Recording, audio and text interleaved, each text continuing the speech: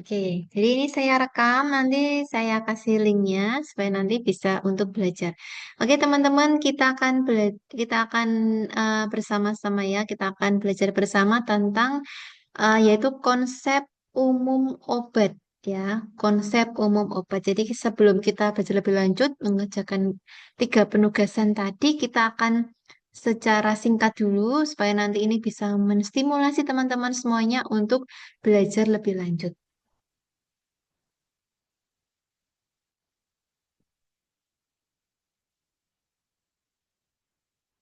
Oke, mengenai sejarah pengobatan ya, sebenarnya untuk sejarahnya itu manusia yang hidup ribuan tahun yang lalu itu kan sukanya mereka kan hidup berkelompok ya dan sukanya berpindah-pindah. Ya masih ingat ya dulu waktu pelajaran sejarah. Nah, di sini penyembuhan biasanya dilakukan dengan menggunakan mantra-mantra, kemudian tetabuhan atau sedikit lebih maju dengan menggunakan ramuan tumbuhan. Sehingga untuk ramuan herbal itu sebenarnya sudah sejak dulu ya, maksudnya sejak nenek moyang kita dulu. Nah, untuk sejarah pengobatan yang terdokumentasikan yaitu di sini dimulai dari orang Sumeria sekitar 3000 tahun sebelum Masehi ya, telah menggunakan obat-obatan dengan cara menggunakan tumbuh-tumbuhan sebagai obat.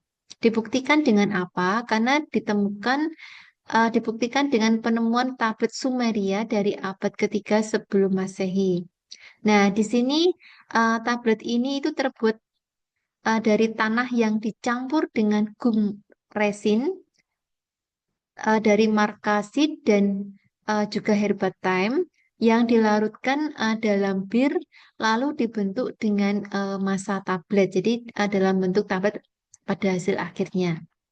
Nah, ini sudah ada, maksudnya sejarahnya itu di museumnya, itu ada kini lempengan resep tersebut tersimpan di Museum Universitas Pennsylvania itu di Amerika Serikat.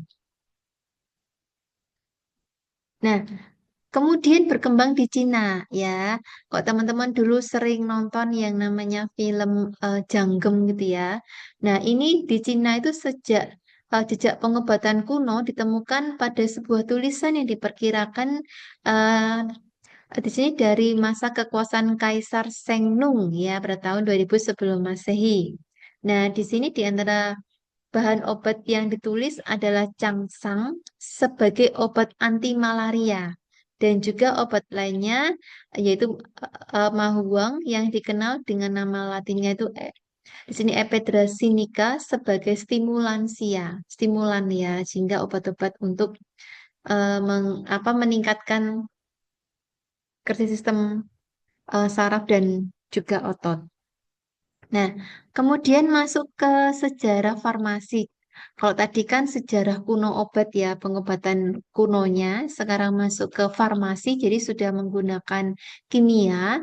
Di sini adalah dipengaruhi oleh tokoh-tokoh seperti Hippocrates, itu adalah tokoh di kedokteran, kemudian Dioscorides ya, dan juga Galen. Di sini maksudnya Hippocrates itu merupakan seorang dokter Yunani yang dihargai karena memperkenalkan farmasi ya, farmasi dan kedokteran secara ilmiah sehingga dia bisa menerangkan secara ilmiah, kemudian membuat juga sistematika dalam pengobatan serta menyusun dari uraian tentang beratus-ratus jenis obat-obatan dan juga dinobatkan sebagai bapak dari ilmu kedokteran Hippocrates. Jadi dia awalnya yang memulai tentang farmasi. Kemudian di sini ada Dioscorides, itu adalah seorang dokter Yunani yang merupakan seorang ahli botani ya, yang merupakan orang pertama yang menggunakan ilmu tumbuh-tumbuhan sebagai ilmu farmasi terapan. Hasil karyanya berupa De Materia Medica.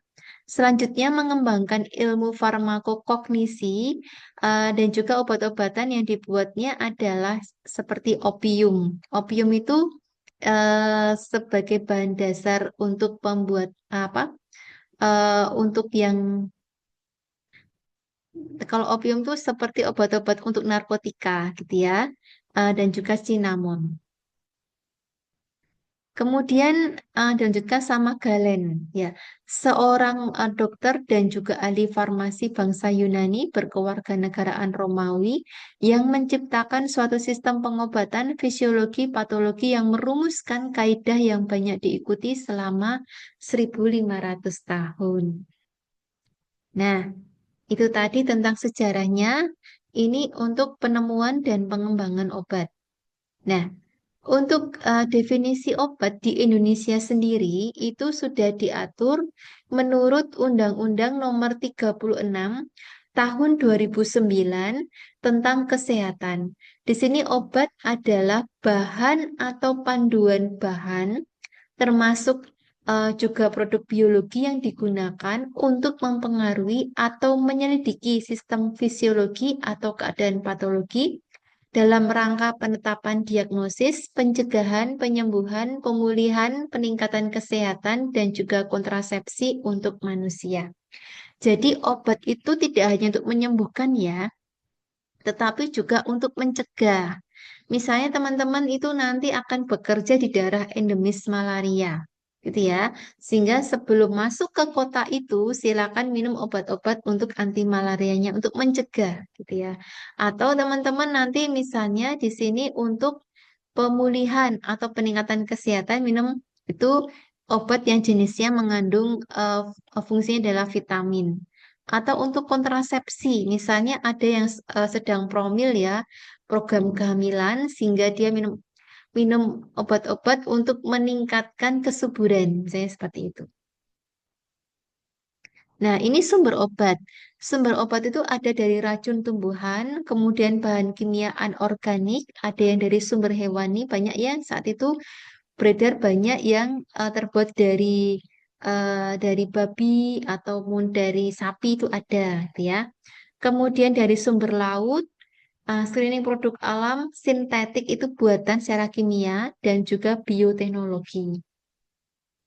Racun tumbuhan, tanaman yang merupakan sumber utama dari bahan aktif fisiologi yang dapat diuji sifat terapinya. Di sini contohnya, misalnya untuk pembuatan morfin ya, di sini dari tanaman yaitu dari bunga opium. Sehingga teman-teman kalau misalnya morfin itu kan juga sering digunakan di rumah sakit ya, misalnya untuk mengatasi nyeri pada pasien dengan gangguan kardiovaskuler. Itu diberikan morfin karena memang dia itu indikasinya untuk mengatasi nyeri. Nah, ini dibuatnya dari bunga opium. Kemudian kina, itu dari kulit batang kina. Digitalis dari daun digitalis lanata dan juga belladonna itu dari herba belladonna. Gitu ya. Jadi beberapa obat ada yang diambilnya dari tumbuhan yang beracun, tapi setelah diolah akan bermanfaat. Kemudian bahan kimia anorganik itu seperti dari kalium, natrium klorida itu untuk membantu mempertahankan juga homeostasis. Nah, di sini beberapa bahan kimia ini sebenarnya uh, banyak di alam ya, tinggal kita mengolahnya secara farmakokliniknya, mengolahnya di laboratorium sehingga menghasilkan obat. Kemudian dari sumber hewani itu banyak, misalnya dari ikan karang, dari cacing tanah, dari katak, kadal, kalajengking, siput, ular, kutu kayu itu banyak yang diambil ekstraknya, kemudian diolah, menghasilkan seperti insulin, estrogen, kemudian epinefrin gitu ya. Di sini kita tidak belajar secara rincinya, hanya mengetahui saja, oh ternyata obat-obat hewan itu ada yang diambil ekstraknya dan dijadikan obat gitu ya. Kemudian dari sumber laut itu di sini beberapa diambil dari alga, kemudian dari juga invertebrata dan dari spong diambil, beberapa diambil ekstraknya, diolah kembali secara laboratorium menjadi anti tumor, anti inflamasi, antibakteri dan antivirus ya. Di sini anti tumor itu untuk mengatasi tumor ya. Kemudian kalau anti inflamasi itu untuk mengatasi peradangan. Inflamasi adalah peradangan. Antibakteri untuk beberapa pasien yang terinfeksi karena bakteri, kemudian antivirus yang terinfeksi karena virus ya. Kemudian screening produk alam. Screening adalah penemuan obat baru yang mungkin bisa digunakan dalam pengobatan klinis. Pengujiannya harus secara lab dulu, in vitro. Jadi kalau kita bicara in vitro, maka itu kita sedang mengujinya di lab. Nah, nanti setelah pengujian di lab itu ternyata dia itu berhasil, misalnya kita nguji itu di mencit ya, mencit itu sejenis tikus, berhasil. Kenapa sih kok kita ngambilnya mencit gitu ya? Karena mencit itu mempunyai struktur yang hampir sama dengan manusia, gitu ya. Kalau itu berhasil, kemudian nanti akan uji terbatas, kemudian nanti akan in vivo. In vivo itu adalah pengujian ke manusia. Meskipun itu nanti akan misalnya diujikan 10 orang, 20 orang, 30 orang, dan akan semakin bertambah. Sehingga kalau itu memang bermanfaat, maka akan diujikan secara terbuka luas gitu ya. Jadi ada yang pertama itu adalah in vitro dulu dan yang terakhir adalah in vivo.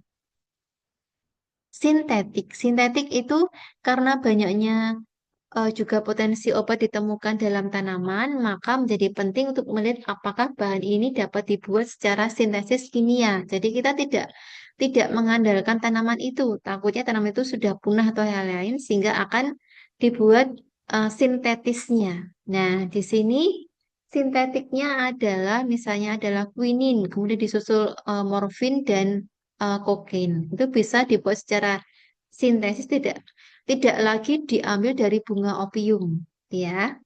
Nah, langkah ini merupakan cara yang lebih cepat atau lebih murah dalam pembuatan obat karena tidak perlu untuk mengembangbiakkan tanaman tadi. Kemudian bioteknologi. Ini adalah pengembangan obat secara menggunakan teknologi. Ini sebagai prosesnya in vitro.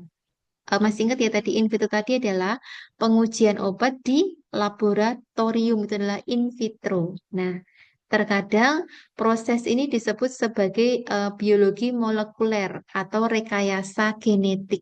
Sehingga teman-teman kalau mendengar istilah rekayasa genetik itu apa sih? Itu adalah pengolahan, pengembangan obat secara bioteknologi di lab. Prosesnya di lab melakukan rekayasa genetik menggunakan unsur kromosom, gitu ya. Pendekatan bioteknologi terhadap obat obat baru masih terbatas pada protein.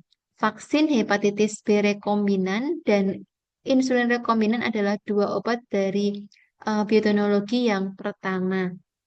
Masih ingat ya, zamannya COVID ya, kita kan divaksin banyak macam kan, ada vaksin apa saja. Masih ingat ada apa? Sinovac, Ya, Sinovac, terus Sinovac, terus apa lagi? Masih ingat Sinovac, kemudian juga AstraZeneca. AstraZeneca. Ya, itu adalah pengembangan secara bioteknologi. Jadi beberapa ahli-ahli yang di farmasi, yang khususnya di in vitro, mereka mengembangkan, kemudian dilakukan pengujian di lab, kemudian pengujian secara langsung ke manusia itu adalah in vivo.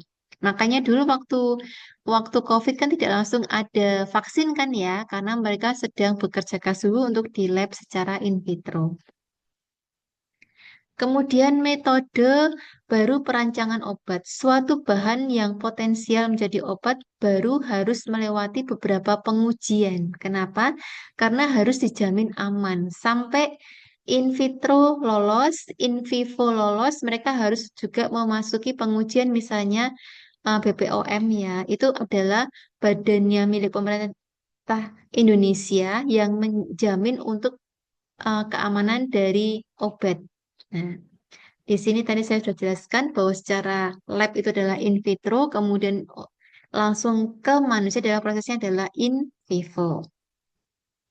Ini tadi pengujian pada hewan, itu biasanya kita menggunakan mencit ya pada sejenis tikus.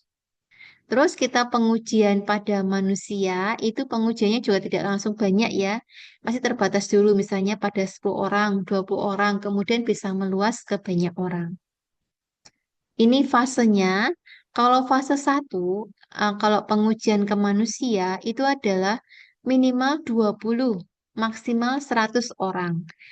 Panjangnya beberapa bulan, tujuannya apa? Untuk keamanan. Sehingga dia kalau memang sudah selesai, maka 70% sudah selesai pengujian, gitu ya. Kemudian fase kedua, hingga beberapa ratus orang, itu beberapa bulan atau 2 tahun, itu sudah 33%. Kemudian pengujian yang ketiga itu sampai dengan beberapa ratus hingga ribu, gitu ya. Seperti itu. Ini jika fase-fase dari pengujian obat pada manusia. Ini daftar pustakanya teman-teman bisa pelajari lebih lanjut atau di sumber pustaka lain yang sejenis. Sampai sini ada yang ditanyakan mengenai konsep umum obat. Kalau belum, silakan nanti bisa tanya ke kolom chat. Saya akan masuk ke materi penggolongan obat.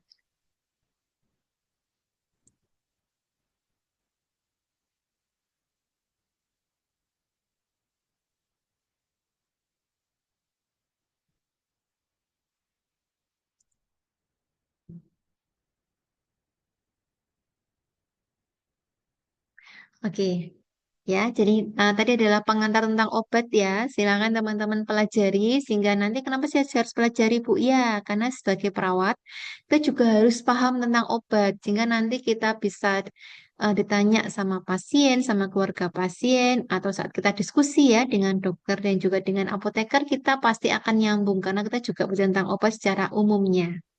Nah, sekarang kita akan belajar bersama tentang penggolongan obat ya. Nah, di sini tadi kita sudah bicara tentang apa itu obat sudah. Nah, di sini kita masuk juga di tren penggunaan obat di masyarakat. Saat ini kecenderungannya adalah di masyarakat itu mereka memilih atau membeli obat secara mandiri, ya kan? Zaman sekarang kan zaman AI ya, kita bisa tanya ke Meta, bisa tanya ke ChatGPT, atau tanya ke Google gitu ya. Obat apa sih untuk mengatasi pusing, nyeri head gitu ya, mengatasi pilek segala macam. Nah, itu sebelum mereka memeriksakan diri ke dokter. Beda sama zaman dulu, mereka lebih percayanya ke mantri, percayanya ke dokter langsung atau ke bidan gitu ya. Kalau sekarang lebih percaya ke AI dulu, baru mereka ke dokter. Sehingga kalau mereka tidak tepat penggunaan obatnya yang direkomendasikan AI itu, maka akan sudah maksudnya ke dokternya sudah mengalami komplikasi. Nah, di sini eh, karena perkembangan dari pengetahuan dan juga semakin cerdasnya masyarakat, maka mereka sudah melakukan yang namanya swamedikasi. Swamedikasi itu apa sih? Jadi mereka melakukan pengobatan secara mandiri. Tetapi mandirinya itu juga mereka bertanya, misalnya bisa ke AI atau langsung bertanya ke teman atau tetangganya. Nah, hal tersebut menuntut masyarakat agar lebih memahami penandaan yang terdapat pada kemasan obat, sehingga kalau teman-teman melakukan swamedikasi ya harusnya paham tentang penggolongan obat secara umum. Nah, apakah pernah melihat ini semua? Pernah ya, pada saat membeli obat pernah ya. Nah, misalnya Mas misalnya itu beli Panadol atau beli Ultraflu gitu ya. Itu pasti ada lambang-lambang seperti ini. Perhatikan yang warna hijau. Itu apa sih? Adalah artinya adalah obat bebas sehingga teman-teman bisa mendapatkan dimanapun. Mau di warung tetangga yang kecil, mereka boleh menjual obat itu. Sehingga artinya kalau warna hijau, obat itu bebas dijual dimanapun gitu ya. Kemudian warna biru itu adalah namanya obat bebas terbatas. Maksudnya apa? Terbatas itu dalam hal juga jumlahnya yang diproduksi dan juga terbatas dalam hal penjualannya.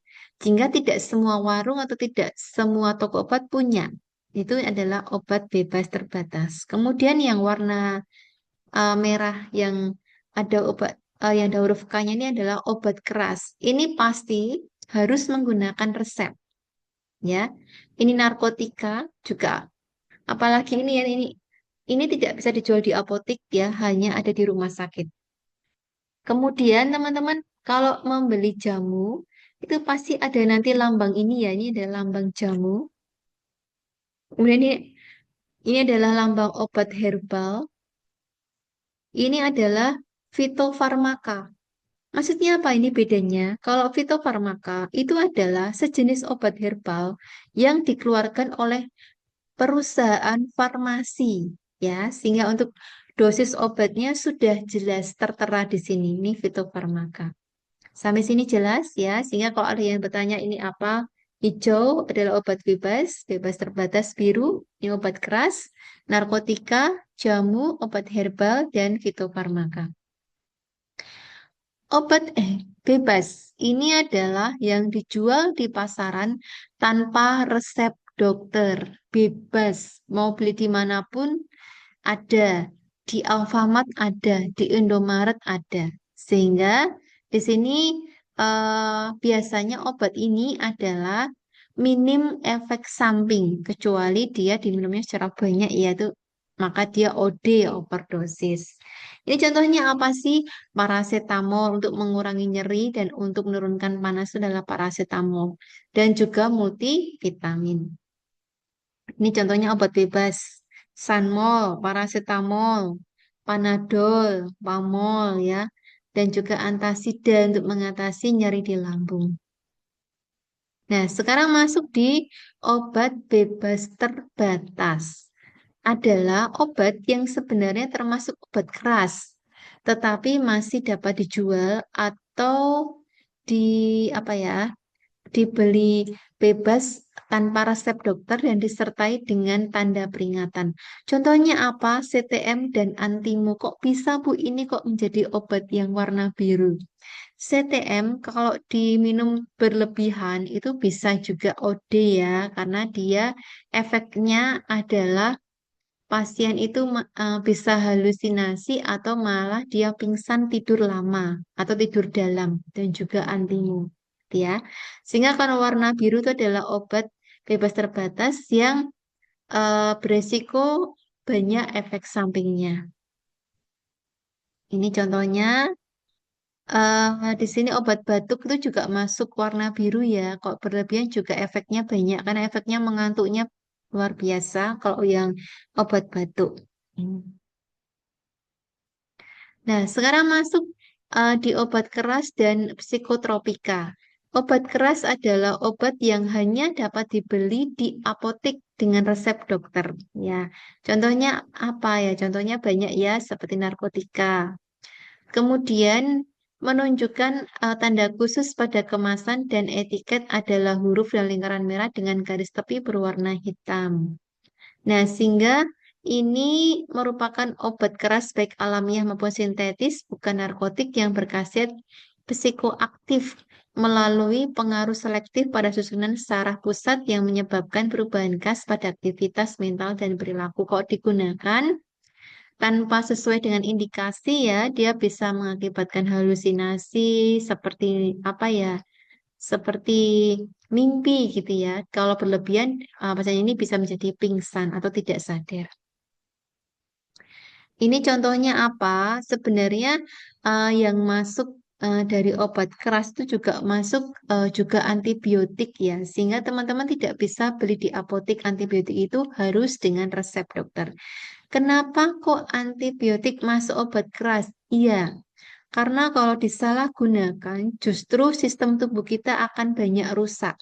Misalnya kita tidak mengalami yang namanya infeksi karena jamur, tapi kita minum obat maksudnya anti jamur. Justru jamur-jamur baik di dalam tubuh kita yang juga membantu dalam proses tubuh itu malah mati ya, sehingga merugikan tubuh itu sendiri. Terus ada juga obat hipertensi juga masuk obat keras karena efeknya hipertensi itu kan efeknya menstimulasi sistem saraf dan juga sistem kardiovaskuler. Ini contohnya obat keras, ada simvastatin, salbutamol, levofloxacin itu adalah antibiotik. furosemid itu obat untuk jantung, dexamethasone bisa obat untuk pernafasan. Terus masuk di obat narkotika. Ini adalah obat yang berasal dari tanaman atau baik secara sintetis ataupun bukan ya. Ini contohnya adalah morfin dan petidin. Ini jelas obat ini hanya ada di rumah sakit, tidak ada di apotek. Dan jika menggunakan obat ini, misalnya pasien dengan gangguan jantung ya, mengalami nyeri dada, harus diberikan morfin, itu pun harus ada resep dan juga identitas pasien harus jelas. Jangan jangan sampai juga disalahgunakan oleh perawatnya atau oleh dokternya ya, yang bisa juga ya seperti ini. Karena banyak juga kasus ya banyak juga dokter yang juga dia menggunakan narkotika ternyata dapat obatnya dari rumah sakit sendiri itu ya sehingga dikendalikan dengan cara siapa sih yang menggunakan pasiennya harus ada data biodata jelasnya. Ini contohnya petidin, morfin ya. Morfin itu teman-teman kalau pernah lihat morfin, saya dulu seringnya di ICU tuh karena harus memberikan obat morfin itu dalam bentuk ampul. Ampul itu adalah botol kaca kecil itu hanya 1 cc. Dilarutkan dan menjadi 10 cc kemudian disuntikkan. Saat disuntikkan secara intravena pelan ya, pasien akan langsung ada reaksinya. Dia akan relaksasi dan akan tenang, kemudian akan tidur. Gitu ya, tapi tidurnya tidak tidur dalam. Ini obat-obat juga obat-obat kodein. Ini kodein ini juga obat-obat untuk mengatasi nyeri dan batuk ya, tapi efeknya ada juga dia relaksan sehingga pasiennya bisa merasa rileks, nyaman, enak gitu ya, itu kodein. Kemudian masuk di penggolongan obat tradisional. Itu ada 3 ya. Kalau selama ini kita melihatnya itu ada 3 kan. Kita kan taunya cuma jamu ya, tapi sebenarnya ada 3. 3 obat tradisional itu yang pertama adalah jamu, yang kedua adalah obat herbal terstandar, yang ketiga adalah fitofarmaka. Apa itu? Kalau jamu adalah ramuan atau obat alami yang digunakan dalam pengobatan untuk menjaga kesehatan dan biasanya sudah diturunkan turun-temurun ya. Di sini untuk pihak BPOM telah mengeluarkan standar untuk produksi obat tradisional yang dikenal dengan cara pembuatan obat tradisional yang baik atau CPOTB. Logonya adalah logo seperti ini tadi ya yang warna kuning ini. Contoh obatnya apa? Teman-teman kalau sering minum yang namanya antangin cair ya, tolak angin cair atau pil binari itu masuk di penggolongan obat jamu. Jadi ini adalah yang diberikan logo ini jika sudah mendaftarkan ke BPOM. Kalau dia buat sendiri misalnya jamu beras kencur, maka kalau belum didaftarkan ya belum masuk ke secara aman untuk kategori jamu, ya. Terus ada obat herbal terstandar. Misalnya ini adalah sediaan obat herbal berbahan baku alami, bahan bakunya telah ada pembuktian keamanannya dan sudah diujikan secara praklinik. Oke, contohnya apa? Kiranti itu juga masuk di obat herbal terstandar. Jadi sudah ada pengujian secara klinisnya. Terus ada fitofarmaka adalah di sini yaitu obat tradisional dari bahan alami yang dapat disertakan dengan obat modern karena proses pembuatannya yang telah terstandar serta telah ditunjang dengan bukti ilmiah sampai dengan uji klinik pada manusia dengan kriteria memenuhi syarat ilmiah. Ini logonya, contohnya adalah Nodiar, kemudian Reomener dan juga Stimuno itu juga masuk ke fitofarmaka. Stimuno pernah lihat ya, Stimuno cair yang buat anak-anak itu juga masuk ke fitofarmaka. Oke, sudah selesai untuk penggolongan obat. Apakah ada yang mau ditanyakan? Di kolom chat tadi saya sudah balas ya untuk pertanyaannya. silakan obat yang diambil adalah sesuai dengan obat yang disampaikan oleh pasien. Kemudian di bagian pembahasan ditambahkan obat yang sesuai dengan konsep atau teori pada sistem kardio dan sistem endokrin. Oke. Oke, teman-teman masih ada waktu ya nih sampai harusnya sampai jam 9.40 ini sekarang jam setengah 10 kurang 5. Silakan teman-teman kalau gak ada yang ditanyakan bisa diskusi secara langsung atau PJ silakan nanti untuk membagi kelompoknya. Kalau sudah atau secara grup. Oke? Sebelum saya akhiri apakah ada yang mau ditanyakan?